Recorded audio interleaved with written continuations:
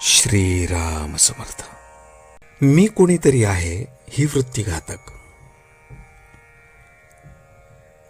पुष्कळ लोकांच्या अडचणी ऐकून असा विचार मनात आला की जगातल्या सर्व दुःखांचे मूळ देहदुःख आणि पैशाची टंचाई ह्यात मुख्यतः साठवलेले आहे. या दोन्ही गोष्टीत जर मदत करता आली तर पुष्कळ लोकांना सुखी करता येईल असे वाटू लागले आणि त्या दृष्टीने विचार सुरू झाला.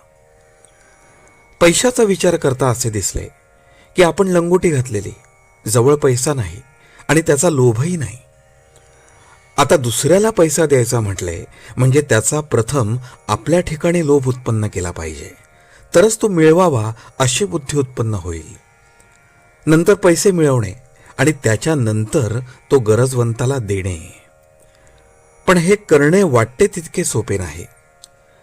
कारण दुसऱ्याला देण्याकरता पैसा मिळवावा म्हणून जो लोभ प्रथम आपल्या ठिकाणी उत्पन्न केला तोच पैसा सोडताना आपल्या आड येईल आणि दुसऱ्याला पैसा देण्याची बुद्धी मारील. म्हणजे परिणाम असा होणार की दुसऱ्याला पैसा तर देता आला नाहीच, पण आपल्या ठिकाणी मात्र आधी नसलेला पैशाचा लोभ उत्पन्न झाला.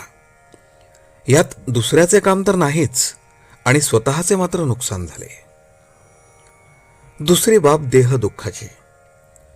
ज्याची देहबुद्धी मेलेली आहे त्याला दुसऱ्याच्या देहदुःखाची जाणीव होऊ शकत नाही.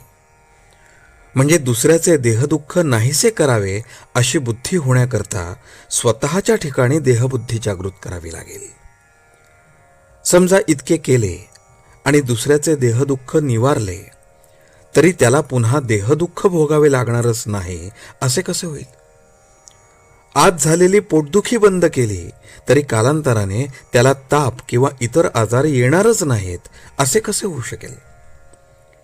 म्हणजे देहदुःख कायमचे टाळता येत नाही आणि पैसाही देता येत नाही.